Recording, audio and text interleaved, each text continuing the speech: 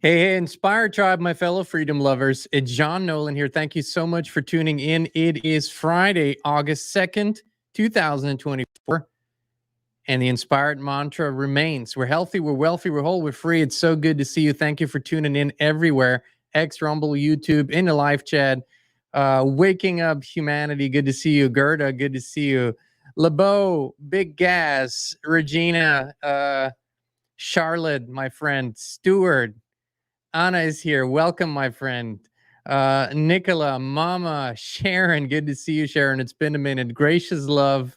The other Charlotte, Susan, Annie, Jess, Bonnie, Ronnie is here. Good to see you, my friend. Tom, Reese. Oh my goodness, the whole crew is here. Thank you. This is an exciting show. It's a big show. I want you to take a few deep breaths. This is going to be a big show. We're going to go through a lot today, but I think it's highly important. And actually, there's a lot of excitement. I thought this clip was kind of fitting for where the mainstream awareness sort of is. Moving in, people sitting in a train and everything's burning around them. They're just staring at their phone. What we are experiencing is the fall of an empire. And it would be tempting to say it is simply the fall of the American empire. It is the fall of the entire empire that has ruled, throughout the world for a long, long time. And for that to really see, we need to take the big view. When you're in it, it's so hard to see something. But when you take the bird's eye view, the 40,000-foot view, then you can see what is really going on. And I want to look with you really a little deeper into what empires are, what makes an empire an empire, what happens usually before empires fall. And then we want to look at the new path that we could possibly forge together, and that we are already in the beginning stages of forging together. A really topic that's close to my heart.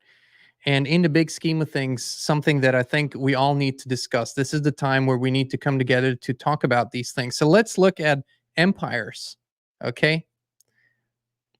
So here you have it. An empire is a large political construct in which a single authority, often an emperor or a ruling elite, governs over diverse territories and peoples.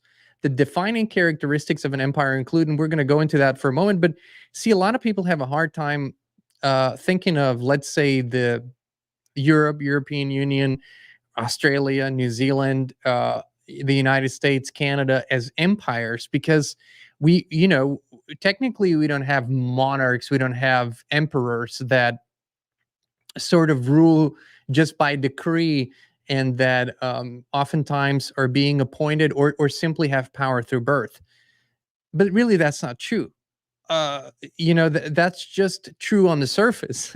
But behind the scenes, what's always interesting is if you look at the bloodlines of these families who rule and who are very much in control of, societal structures, then you will find that the same bloodlines have been involved in charge since forever.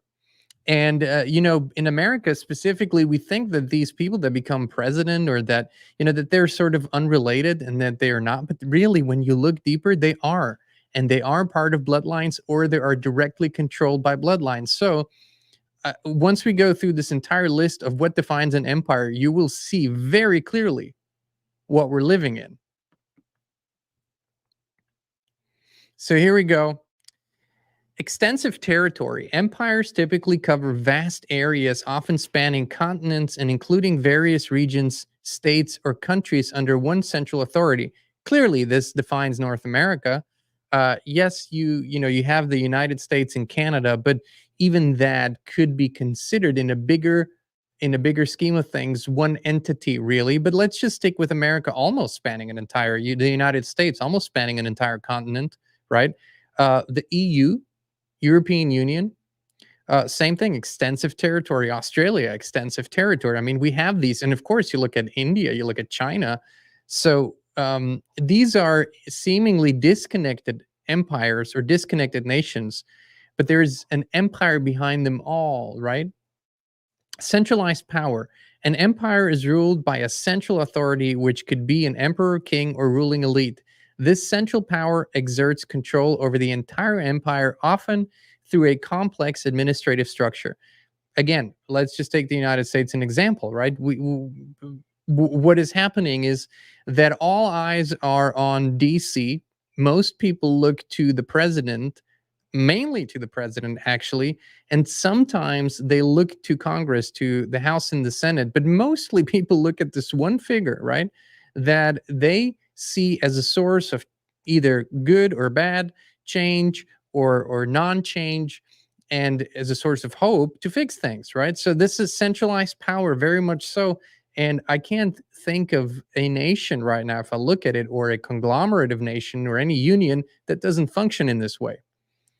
Diverse populations. Empires govern over diverse groups of people with different cultures, languages, religions, and traditions. The ability to manage and integrate this diversity is a key aspect of maintaining an empire. Absolutely 100% true. Military dominance, right? Again, empires often rely on a strong military to expand their territories, maintain control, and protect their borders. Military power is crucial for both conquest and defense.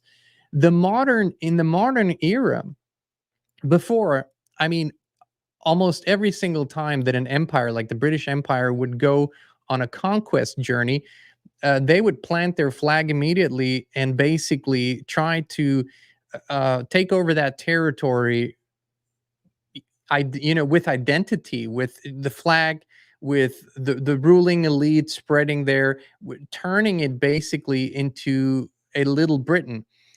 Versus today, the empire functions a little more subtly. Still military going in, invasions, but then it is more about control from the back. So the people still sort of keep their identity in their cultures and religions and whatnot, but the governments and the control structure is very much controlled by the empire itself. So, think of Afghanistan, think of Iraq, what that was, what these wars were.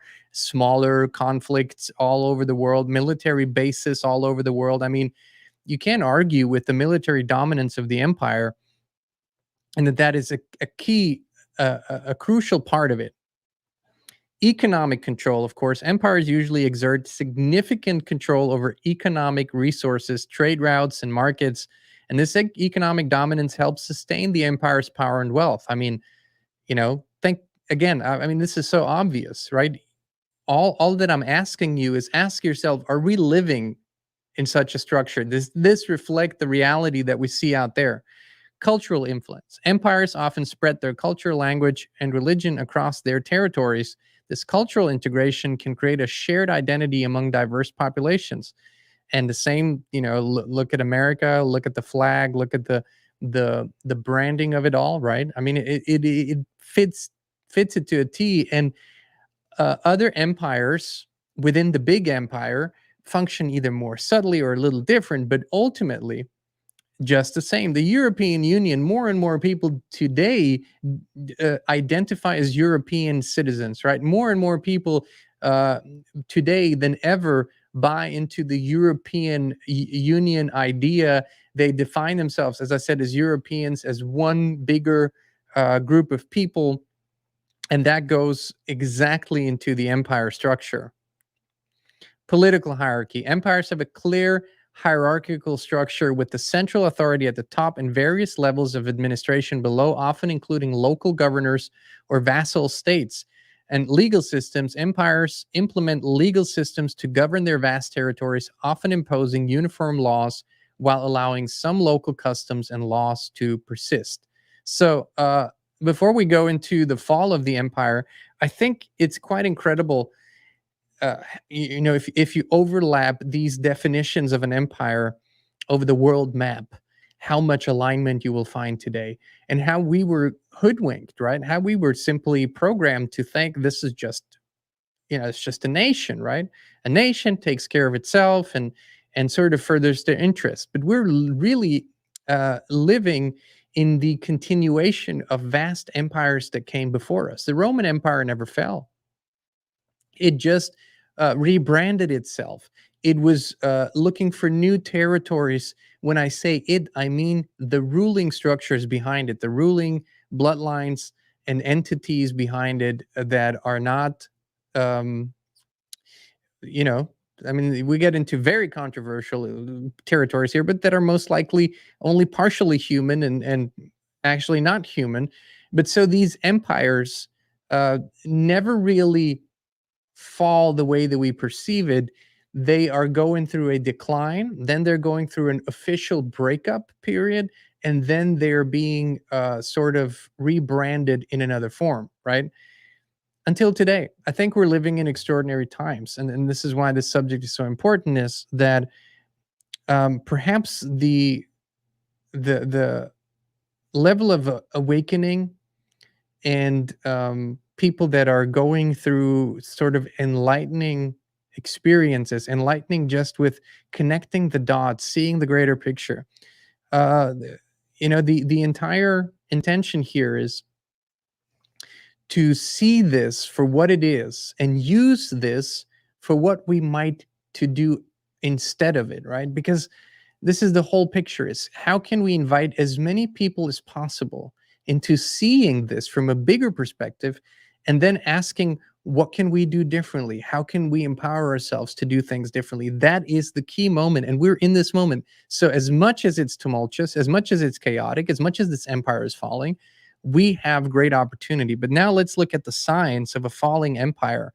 um, you will be quite shocked, actually, I think. So the last stages of an empire often follow a recognizable pattern of decline. These stages are characterized by various factors, including political instability, economic troubles, social unrest, and cultural decay. Here are the key stages typically observed in the decline of empires. And by the way, many people, if you look at the last huge conflict, World War II, uh, this is what people described. A lot of people was happening in Germany right before all of this started. Because Germany, the German Empire was huge, powerful, went back many, many centuries, very powerful people. Okay, so here are the signs: economic decline, overexpansion and fiscal strain. Empires often overextend their resources through military conquests and administrative costs, leading to unsustainable financial burdens. This is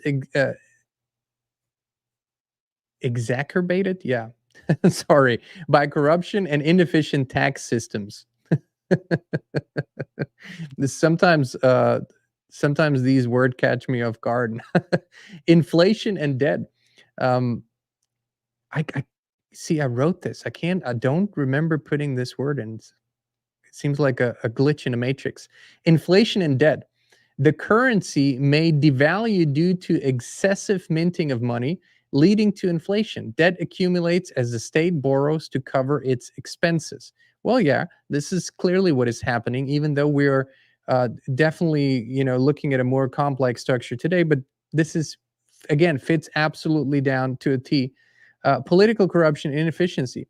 Weak, corrupt, or ineffective leaders emerge, unable to address the empire's growing problems. Political infighting and power struggles become commonplace. Yes, check. Loss of central control. As the central authority weakens, local leaders and governors gain more autonomy, often acting in their own interests rather than that of the empire. Once again, look at the last 4 years and look at how many states have sort of almost in their practices seceded, right? Have, if you think of the border crisis not too long ago, I mean, it's still happening, but when Texas and I think 18 other states sort of formed a little union that went against the federal government. So you see, in many respects, that is happening. In other areas, most states have implemented laws that allow for gold and silver to be legal tender again. So these are all, very clear signs, very, very clear signs that we're in the fall of this empire, and not just in America. Social and cultural decay. I mean, this is something that probably is most visible to most people now. There is often a perceived or real decline in societal morals and values, leading to a loss of civic virtue and public trust. 100%, right? Class conflict, growing inequality, and class divisions lead to social unrest. The elite's detachment from the common people, I put it in there again, exacerbates these tensions. So, but while looking at these symptoms, we have to also realize that these symptoms don't have to emerge naturally.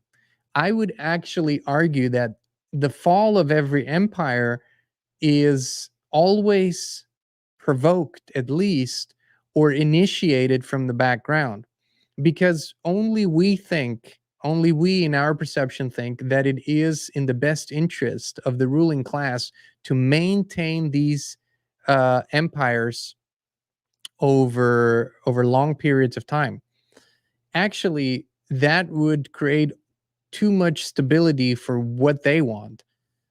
They don't want stability for longer periods than necessary. It has to be a constant decline, and the boom and bust, if you will, that is now reflected in our economic cycles. So to them, stability sort of means that people have enough time, space, creativity, and inspiration to discover a lot about themselves, maybe about true origins, maybe about the nature of this reality. None of it serves them. So you would think that uh, stability would help them. No, it really doesn't. For them, it is controlled waves. That's what they do until they're done with a structure. Like now, the structure is done with because they want to implement a new structure. So now the empire is falling. So there's an interesting convergence between the provoked or the intentional destruction, and of course, which brings about an organic destruction, right? So as soon as they initiate certain processes, the economic decline, the political decline, where the facade of virtue, the facade of truth, the facade of real leadership is falling, and so people see what the truth behind it is. So that also leads to a moral decay, because a lot of people take their cues from sort of the political leadership or the opinion leaders in society. And when opinion leaders and politicians are so openly evil or corrupt or just untruthful and lying, then subconsciously a lot of people pick up those cues and say, oh, so this is how we're doing it these days. And so it trickles down to the people. I think this is a very important concept. There is this intentional destruction, but there's an organic path that emerges because of that, and that's all they need. They know how to push the first domino to make the whole thing fall, and this is really what they're good at. Okay, let's move forward here. Military overreach and defeat. So the empire's military is stretched thin, defending vast borders and engaged in numerous conflicts. This leads to vulnerabilities and defeats. So again, very, very clear. Look at the last um, 20, 30 years. Look at the multitude of conflicts, and then think of, let's just take America. Think of how difficult it becomes to maintain all of this. You have all these military bases at home and abroad, of course. I mean, no nation comes even close, like not even close. But of course, you have to look at this as America as one tentacle of the empire.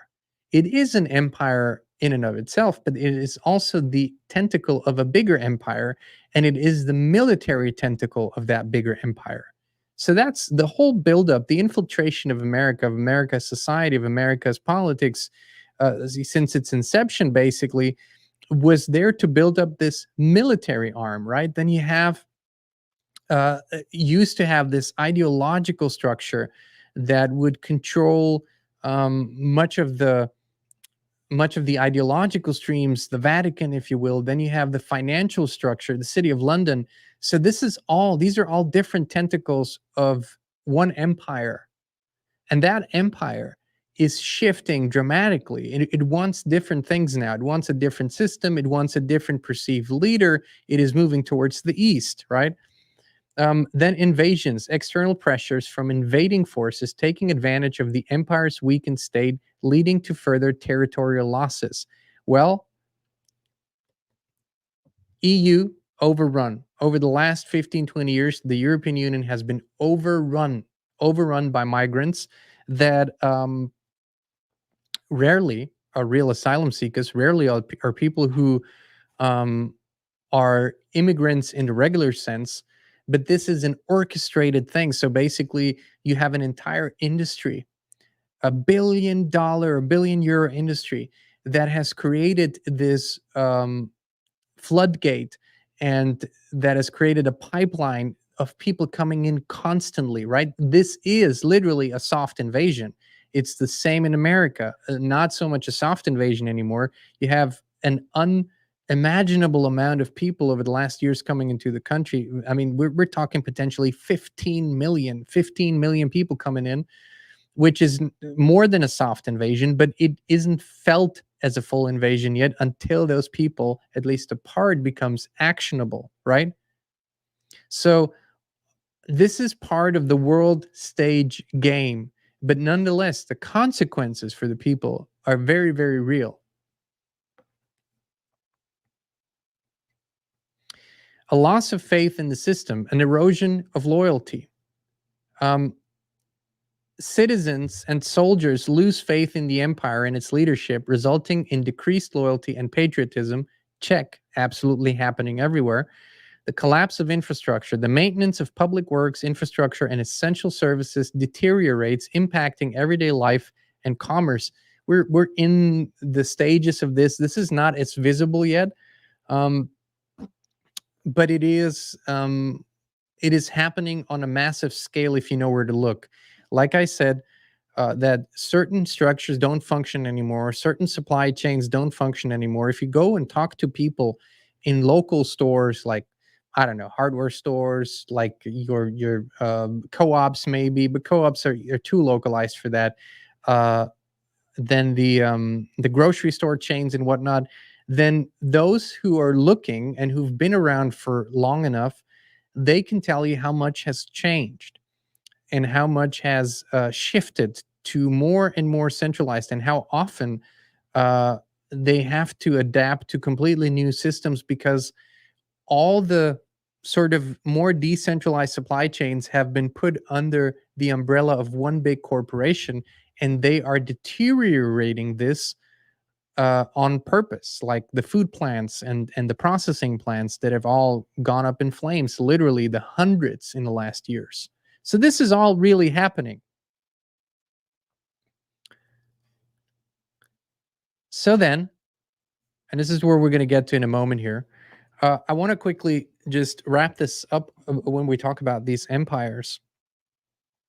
The idea of these ruling classes. This is a big gamble, by the way. For them, it's a big gamble, even though everybody thinks they have so much power, they have so much control, they're in charge of everything. This is a huge gamble because, I think the period of transformation is taking longer than they anticipated. So they're coming closer to their deadline, which is 2030. And the opening for this awakening was too long and too big. So that's a problem for them, right? The information spread, although they're really trying hard, seems not to be stoppable. People are very, very kind of congenious in how they spread information, how they find news sources. It's that all is going against them. And most importantly, I think that maybe not the top brass of their leadership, but the next stage underneath, the next level of leadership underneath is fractured. So I don't think they have as much unity. I think people are beginning to see where this is really leading. And they sort of, were, I think behind closed doors, they were just shown that this was going to be a great economic thing, that this new system, this new one world system will simply bring a lot of opportunities. It will bring a lot of wealth. It will bring simplicity to structures. And I think that's what a lot of these political leaders and economic leaders sort of thought was good. Thought, well, that's going to help us.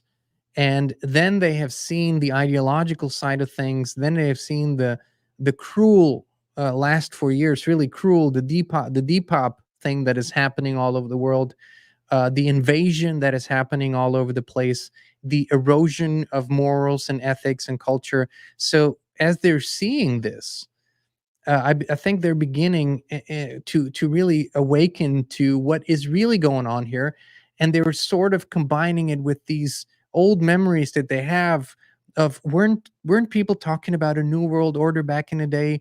Wasn't this a big conspiracy theory thing going on? And they're combining the dots and the pieces, putting them together, and saying, "Holy shit! This is literally." Um, this is literally complete takeover, complete surveillance, complete control, and then transhumanism, of course, right? So people are awakening to this, and they are beginning to withdraw from participating in it, which is great. But that's just one aspect of it, right? To withdraw consent, withdraw participation, and spread awareness that this is really happening. I mean, we looked at this right now. We compared general signs of falling empires to our current time period and what we're living through, and it's exactly what we're experiencing. So I think the first thing we need to accept and come to terms with is that the empire is falling, and that it is a desired and planned thing. So it's a good thing also from our perspective. As I've said this often, the irony is that the people who are really working on taking this system down, that want to bring in their new, way worse system, and us are actually aligned on bringing this system down. We want that too. Now, granted, it is always kind of better to have a controlled transition, but it almost never works. At some point, things just have to take their course. And so a certain amount of chaos is inevitable as people are afraid, because they're afraid of change, they're afraid of the new, right? And this is exactly where we need to come in, and actually say, no, this is something to be excited about. Just don't look to the same sources and the same people who ran the old system to tell you what the new system should be. That's the, that's the definition of insanity. If we're doing the same thing expecting a different outcome, they are simply bringing and ushering in, or preparing, I should say, this entirely new system. And the hard reset is yet to come. So the hard reset will be the time period where all structures go down, so they won't function for a while. I think we can kind of anticipate that's coming, and then there will be sort of a reset. That is their version of it, where we will have some events and some big things that happen that are in our mind sort of catastrophic, and then all their infrastructure, all the new system will have been prepared by then, and then they launch it fully on all levels, everywhere, all at once. That is sort of the plan, right? Um, this is not as gradual as we think it is. This is going to be, it's going to be pretty harsh if we look at their plans, because by now they see that the soft coup won't work, right? The soft coup won't really work. So that brings us to birthing a new path. There are some brilliant ideas that are already around. There are some brilliant visions. There are some really good documents. There are some really great projects that are already here. And there is most importantly, a spiritual awareness that helps us through this. But I think we can, and we are creating a future that is entirely different, far more simple, far more natural, and spiritually aligned, which is, I think, most people actually want. So this is already here, and we can use some of the elements of this old uh, system, if you will, as stepping stones, as things to help us. We can optimize those. But here are some ideas for a new path, and these are solely ideas. It's not that that has to happen. But I could imagine that this would be something that a lot of us would be interested in. So let's look at a few ideas we came up with. So, a new path based on voluntary participation and libertarian principles, a new path forward can be forged that embraces self ownership, self sustainability, and voluntary cooperation in thriving localized communities. So, this is one of the key issues for me is that empires function through centralization of power. So, like I said, everybody looks to the supreme leader, looks to the president, looks to the prime minister. These figures are sort of, it doesn't matter how far away people live from them in their empire, that's still where they look, right? People could be in Texas and they look to DC. They could be in Hawaii and they look to DC and they look to the president. And that is so, uh, it's so out of whack with what our real needs are, where we live, right? Who we live with and how we structure that is really what matters, because that's what our life is. Our life isn't happening in DC. Maybe yours, maybe if you live there, but for most people, life isn't Washington D.C. Life isn't the Capitol. Life isn't the presidential, the White House or the palace or whatever. Life is your community. Life is your children. Life is your parents. Life is your family. Life is where you are. That's where you thrive. That's where you enjoy life. That's where you want it to be healthy and beautiful. And if everybody thinks like that, we have a plethora all over the place of wonderful, beautiful, localized communities that work really well. So let's look at a few ideas of how we could make this happen. So one of the big things is land, okay? These are just ideas. Again, let's think about something like a community land trust. Establish a community land trust to acquire and hold land. This nonprofit entity can allocate a minimum of 2.5 acres to each family to own and live on. The land can be passed down, but cannot be sold. So I want to talk about this. This is a concept that was really made popular through the Ringing Cedars books. Excuse me. And we're going to actually talk about those books because they're coming back. They're making a huge comeback, and we're going to talk about that. They're going to be available at much, much better prices soon. So that's making a comeback. But in those books, the Ringing Cedars of Russia, that came out in the 90s, series of 10 books, a great, great concept was popularized. And that was, it's actually, it arose from a realization that every being in this realm has a dedicated space to live, but humans. So we're the only species, and we're organizing this realm, right? I mean, to a certain degree, and we're the only species who has to pay continually and in perpetuity, right? So even if you own land, under the 99.9% of properties that are owned are not really owned because people need to pay property tax, which is an annual rent to the government. If they don't, what happens? It gets taken away from them. So that tells you we don't own land. But the idea that we even need to purchase the space that we want to live on and live with is sort of ludicrous, right? I mean, we had to really be indoctrinated to believe that. And that can be changed. And that's not socialism or communism, because it is about families owning the land that they live on as a natural extension of the idea that the people own the land that they inhabit, right? I mean, when we talk about the federal government owns land, that's really not how this should work. It's really the people that own the land, right?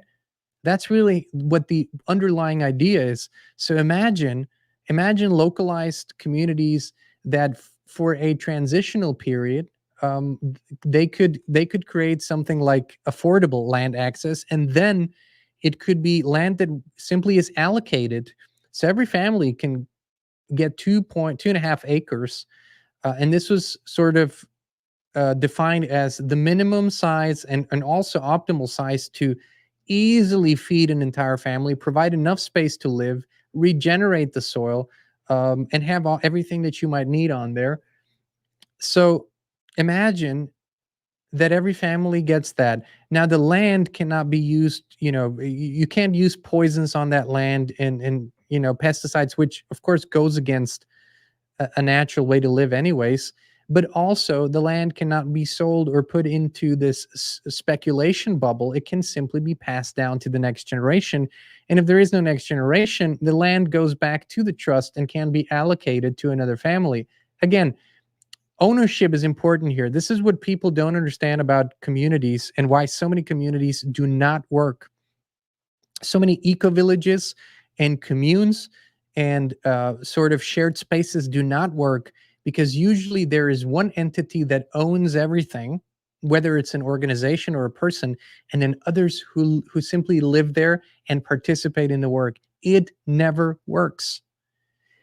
You have to have your own space and piece of land that belongs to you and your family, that you live with, that you cultivate, that you have a relationship with, that you build an identity with, if you want to. That is so important. That is true independence. If space can be taken away from you at any given time, then that does not work. If sort of authoritative rules can be imposed on you later, that cannot work. You have to own it. You have to own it. That's really, really important. That's what changes the entire dynamic of things. So there can be different structures to do this. One would be a community land trust. And if that is too much too fast, it can go through affordable land access, where you have, during a transformational period, you work to make land affordable for all community members through cooperative purchasing agreements, subsidies, or even financing options. But oftentimes, large tracts of land become much more affordable if a greater group of people buy them at the same time. There are options to do this. There are ways to make this happen. We just have to come together as communities and talk about this. What else could be important on such a new path? So a framework for governments, for governance, and I think a certain structure will always be required, especially in a transitional period. So you have create a decentralized, a local governance, decentralized governance structure that allows for local decision making. This could be in the form of neighborhood councils or town meetings where all members have a voice. So this requires the desire of people that are living in such communities to actually participate in the process, right? So where there is no more dictatorship, there can be a council, there can be a, let's say, a symbolic leadership, but they don't get to rule. They don't get to rule. They get to maybe explain the wisdom of one path over another. But in the end, everything is voluntary and people participate and actually make choices together. Property rights, of course, that is important. Ensure clear property rights for each family, guaranteeing their control over their allocated 2.5 acres while maintaining communal agreements on land use. So that's, for example, you have an agreement, no pesticides, no poisons, because if you spray poisons over your 2.5 acres, that's going to affect the next and the next and next, of course. And I don't think we want that, and we need that. And a proper education and proper sharing of knowledge will easily show everyone that that makes no sense whatsoever. Regenerative living, permaculture. It's permaculture is it's copying or observing how nature does it and then doing that instead of monocultures and types of growing food that are unnatural and that cause all kinds of problems. So implement permaculture principles to design sustainable, regenerative, self-sufficient homesteads. I think we need to educate each other, ourselves, on that the only way to really truly live a free, independent, and self-sufficient life is when people have 100% ownership, not just over their decisions, but over their needs. Now, maybe, just maybe, it would be enough if 50, 60, 70% of the people did this, but truly, I think we need to shift over to a different kind of thinking. Also, the thinking that growing or having your own food or raising your own livestock, that has to be extremely labor intense and difficult. uh, we've been sold this story that it has to be that way because we've been indoctrinated with falsehoods and lies. Of course, current conventional agriculture is extremely labor intense, money intense. You have problems with the yields, you have problems with pests, you have problems with all kinds of things, which is absolutely unnecessary. Permaculture proves this. If you do things the right way, labor goes way down, yields go up, quality rises, health rises. I mean, there's all incredible things that when we do things the way that the natural realm proposes, then we're doing much better. Community support systems. Establish mutual aid networks to provide support for holistic and natural healthcare, education, and emergency needs. This can involve time banking, skill sharing workshops, and cooperative health plans. What is time banking? It's where you exchange your time and your skill for someone else's time, and you sort of have time credits. I mean, there are local currency systems and barter systems and voluntarism systems that already work that simply need to be understood better. But think of it this way: the implementation of this 2.5 acre plan, when people begin living with the land and growing their own food and growing their own medicine, because food is medicine, herbs are medicine. I mean, this is if this is implemented, this is the greatest healthcare plan in human history.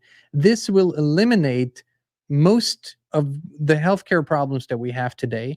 This will eliminate the strain on the system. This will eliminate everything from obesity, diabetes, all these sicknesses that are connected to our lifestyles. All of this goes away. It literally goes away.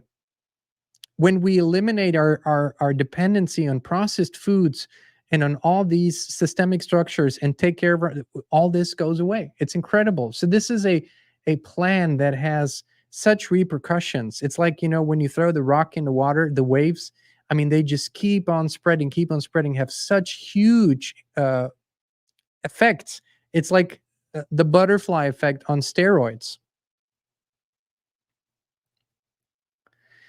Cooperative enterprises develop cooperative businesses for essential services like food production, renewable energy, and waste management. This promotes economic resilience and self-reliance. And here we have to also look at the current ideas of food production are, let's have a plant and let's process these foods and let add chemicals and all that shit. No, this is different. This is there are certain things that might be easier done in a collective way. For example, livestock, it's probably easier if 10 families get together and have a piece of land where cattle are raised and chickens are raised. But specifically cattle, they need more space, they need more land.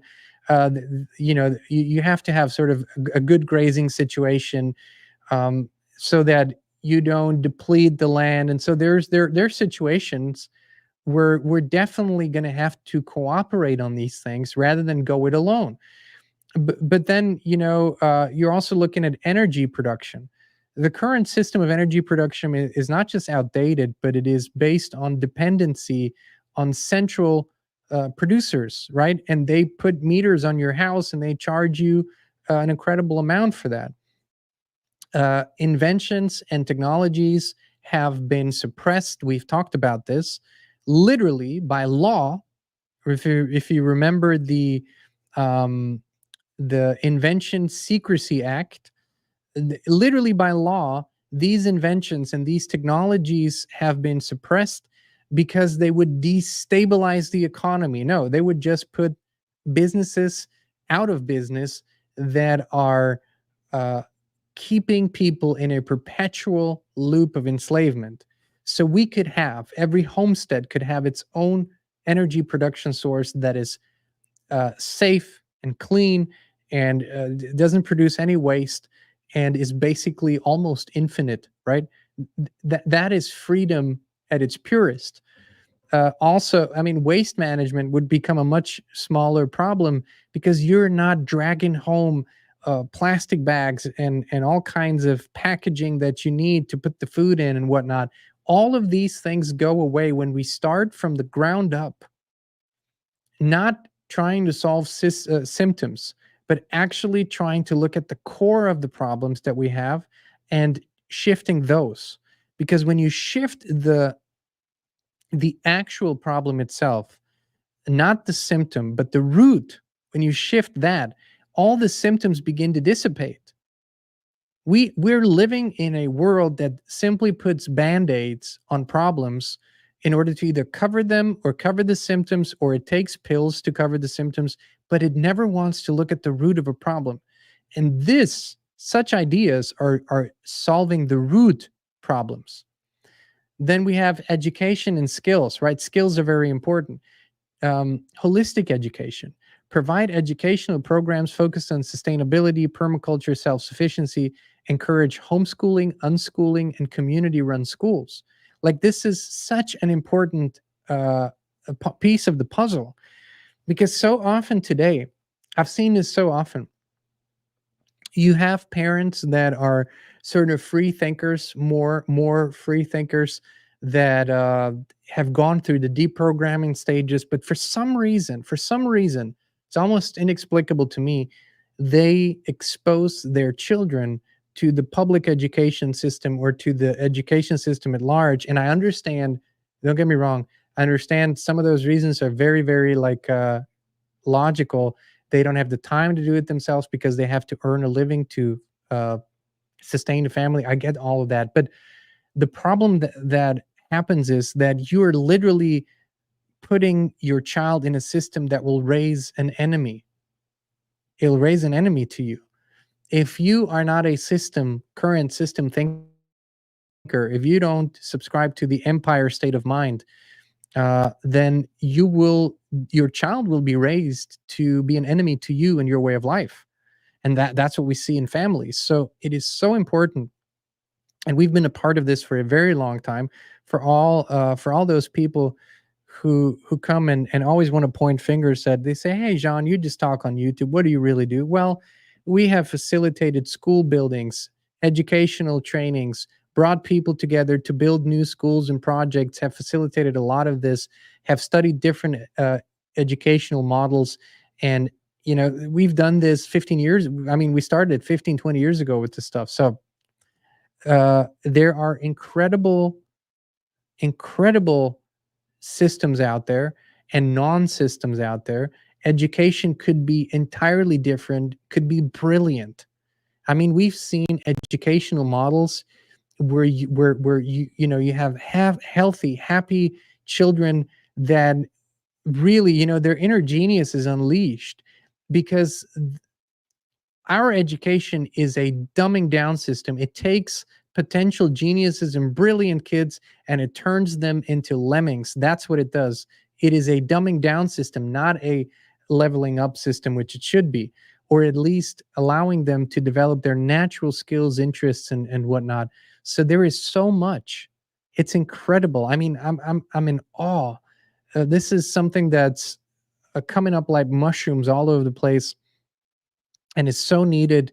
Within a generation, we create new leaders that think completely different and that don't need to go through the deprogramming when we do this right. Cultural and spiritual practices, community gatherings, hold regular community gatherings to foster social bonds and shared values.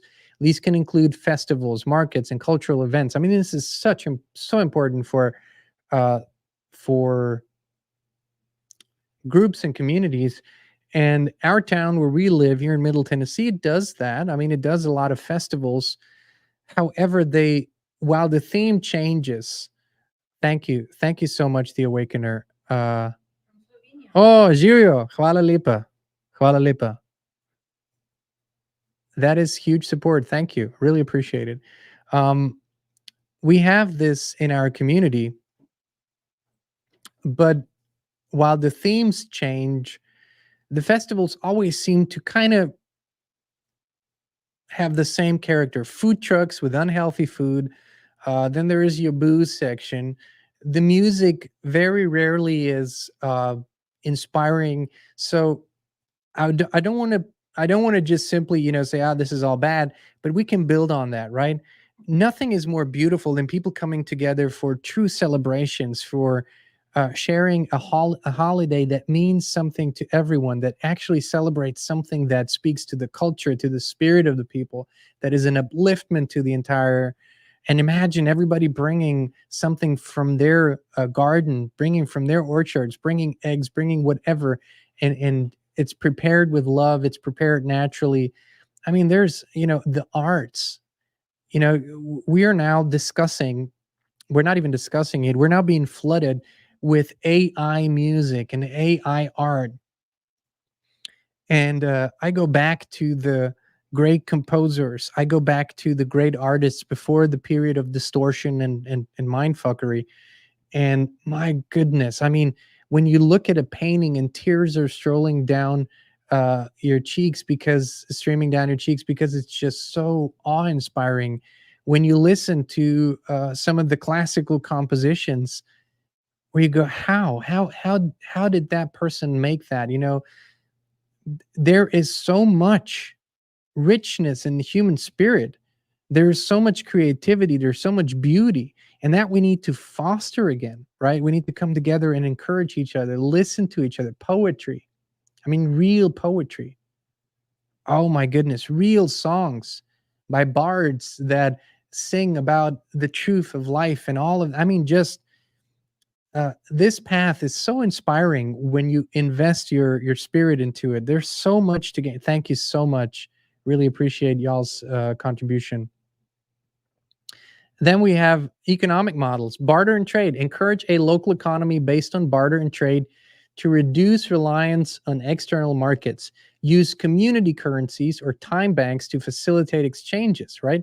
This has there was it's called it was called the Wunder of Vergel, which is an Austrian town during the Second World War, when everything was going down economically, depression, inflation, everything. They had their own little currency. And what did that do? Because it was localized, it encouraged people to purchase goods from each other, which in turn uh, ramped up the production, which helped the entire community to thrive in a time when everything else was falling apart and was becoming more centralized versus decentralized. Listen, local currencies are the most, that makes the most sense. Let's look at our community here. And let's just, it's a small town, but it stretches out. But what would make the most sense is to have a local currency that people have a certain advantage over using versus, let's just say, using the dollar. So let's just say that you get a little bit of a discount if you use a local currency or some added benefit. Now you will be much more likely to to make all your purchases within your community, to buy your needs here. It will increase the quality because everybody will want to produce the best quality. That's another added benefit of this, right? There will be more interaction. There will be more, we will know each other better because we will have these transactions, if you will, constantly. We will support each other. It creates, I mean, infinite possibilities. Then micro enterprise support, which is you provide support for micro enterprises and small businesses that align with the community's sustainable or regenerative living goals. So another thing is where communities start taking pride in the ownership of their community, where we support businesses, where we don't import some stupid chain into our community that sells plastic goods that have zero value, that are, the dollar stores and whatnot, but we actually support small businesses, small enterprises in our communities, and they in turn bring the highest quality of what we need and leave out all the rest that we don't need anyways. And that way, believe it or not, it would be possible that in your local community versus somewhere in China, a necessary appliance is produced that will last for freaking 30 years, 40 years, because that business owner doesn't have to worry about all the cycles of booms and economic troubles that the rest of the world puts on him, because they will be debt free. Their livelihood will be supported by their own land. They will have their own food, and they simply provide a skill and service, and that is in excess, that is additional to their livelihoods being taken care of. People won't have to worry about making ends meet because they will already have that covered. And so everybody will push themselves to highest creativity, to highest quality. I mean, this can be achieved in a generation, maybe even less, but a generation. It is, the ideas are here, the ideas are in place. We can create incredible, beautiful, small communities that don't answer to central governance, that have actually a reason to protect those communities, that have a reason to stay there, to grow roots, to raise their children there, that have absolute trust because they know their neighbors, they know their communities. Children can play, children can run, children can be free because they have an extended family. This is what we can create. I know the world's in chaos and in hell right now, but this is the vision that we can have. Can you imagine? This is, to me, what returning to prime Earth might look like, you know, in some way, shape, or form. So these are just a few ideas. And as you can see, these ideas are not united by one common religion. I think we can look at spiritual truths that we find that are maybe present in almost every religion.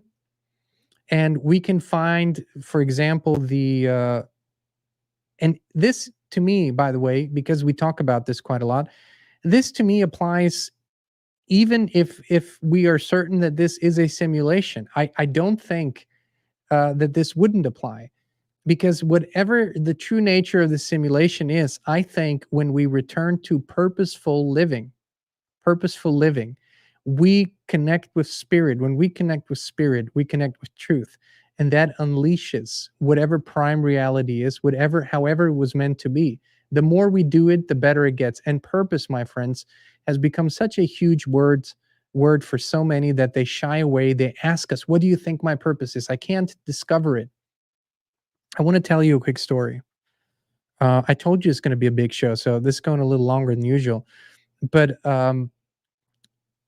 it was about 16, 17 years ago. I don't know. I don't remember quite. But I remember sitting at the dining room table of our house back then, and I was doing research on something. And back then, you know, my music career had really just started in a bigger way, if you will, just barely started, really. And so I was sitting at the dining room table, and Christine was walking by me towards the kitchen.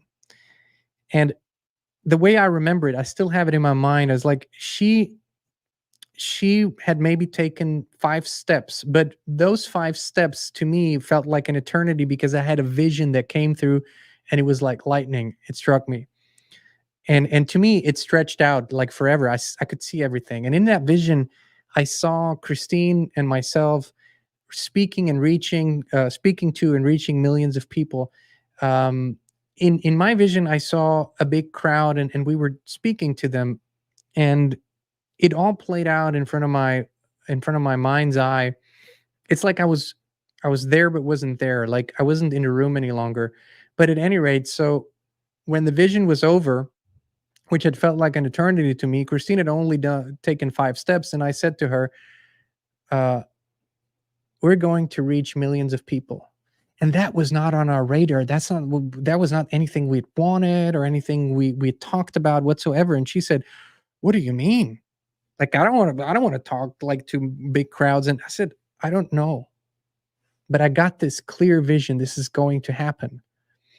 And then, you know, I remember I had asked, what do I need to do right now? And the clear guidance was nothing. you will be shown. Like, you will be shown the next step and the next step.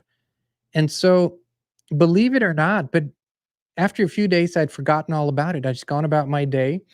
And every now and then it would flare up, right? It would come up and I would remember it and I would go, okay, I'd ask, right? I'd just send out the question to divinity, if you will, to source and say, hey, like, should we go public? Should we do something? Should we? No, no, no, no. You'll be shown. You just follow the next step. Just do the next thing that comes up for you.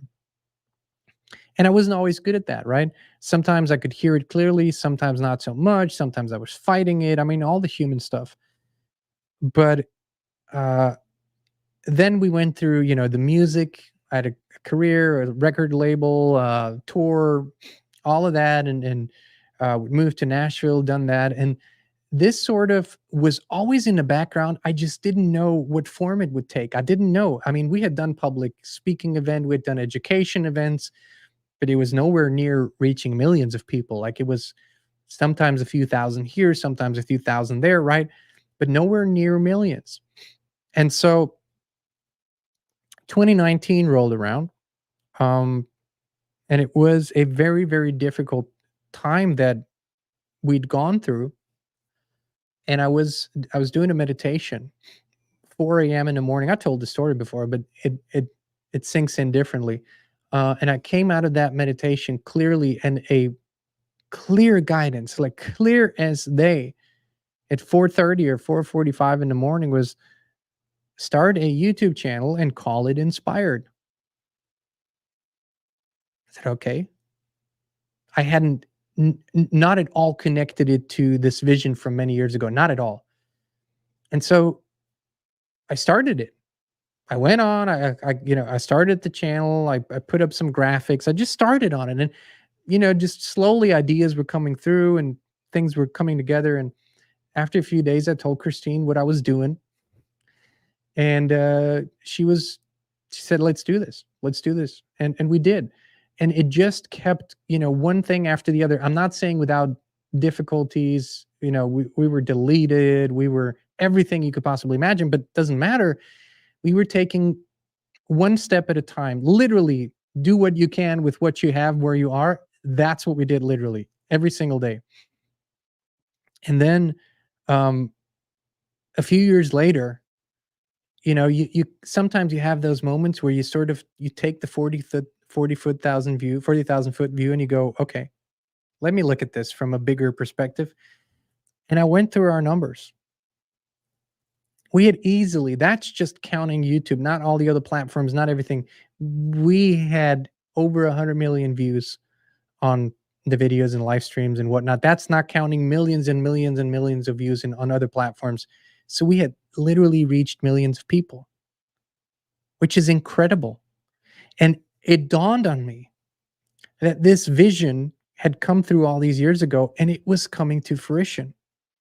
And what purpose means to me is not a destination. It doesn't mean, oh, I know what I want to do and I'm going to get there tomorrow. It's following that guidance spirit that is right, because you don't, even if times are a little difficult or if you have challenges, it feels like the right thing to do. It just feels absolutely right. And that can be raising your children versus putting them into childcare. That can be finding a different path to live with your family, raise your family. That can be growing a garden. That can be, I mean, purpose is so many things. It's not just one thing. To live with purpose to me is to live with truth, especially the truth as it pertains to you and your life story.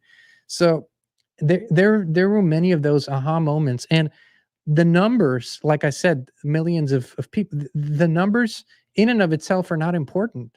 What's important is what is affected through that, right? What happens through that? Are we inspiring each other here? Are we empowering each other? Are we actually creating momentum to a positive future? That's what matters to us, not the numbers, not some self-importance. It's not about us. It's not about me. It's not about, oh, I'm the wise guru. That's not what this is about at all.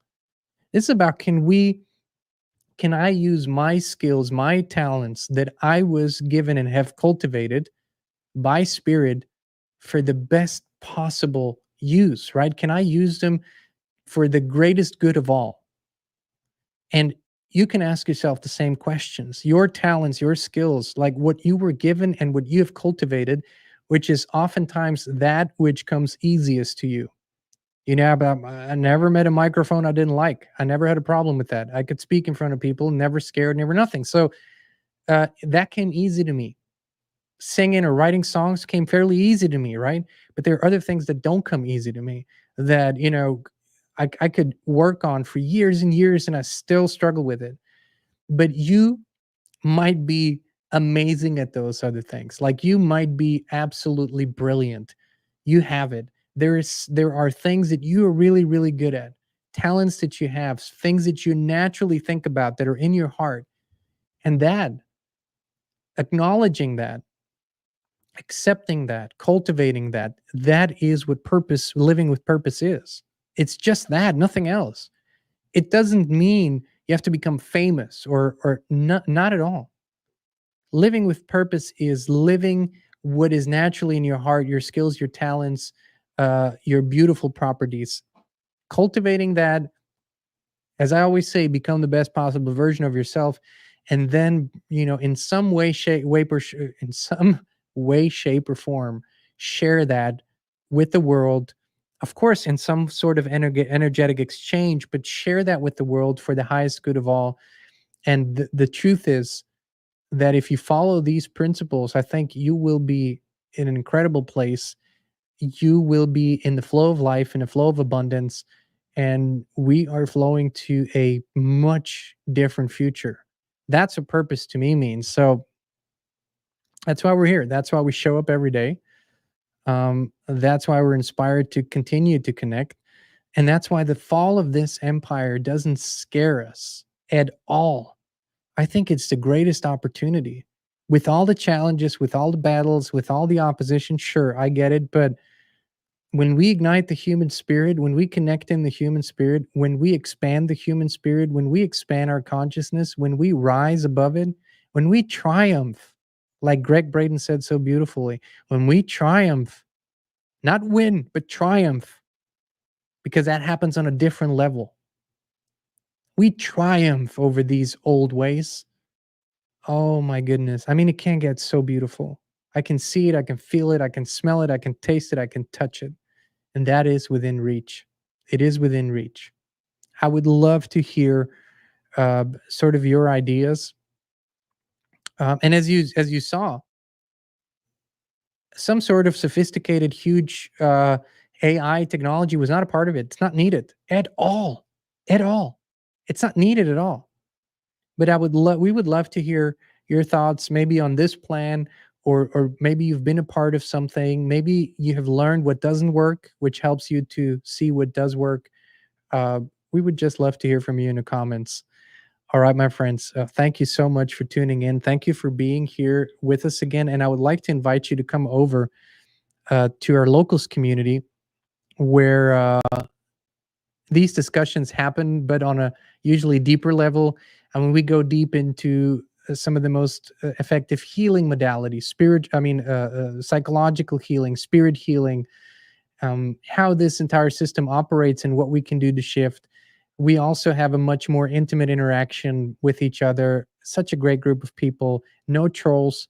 And, in pretty much every live show, we get to answer comments and talk back and forth. And so it's just a beautiful place where inspiration thrives. Like it's like it can thrive so much more because there are not all these disturbances. You know, these open platforms are flooded with trolls and bots that are just there to instigate and disturb the energy. Or there's some real people that do that too, but uh, because it locals is behind a teeny tiny paywall, that does away with all of it. That's why we say 19 cents a day, keep the trolls away. And we'd love to see you there. We do Coffee and Truth there. We do Honey Talks there. That's the only show that Christine and I do together, where she's on camera with me. We love doing those shows, and we would love to see you over there at inspired.locals.com. If you want to join us, it also helps support our work, our team behind the scenes that is working on keeping all this going. So thank you for that. much love, many blessings, and we will be back with you again very, very soon. Like-hearted people to connect with, then the Inspired community on Locals is the right place for you. You can post, comment, share, and connect with others, and our shows there are completely uncensored and unfiltered. It's stuff we can't talk about here. It's such a great community, and there are zero trolls. We keep the subscription fees super low, so 19 cents per day. Keep the trolls away. Join us today at inspired.locals.com. We can't wait to see you there.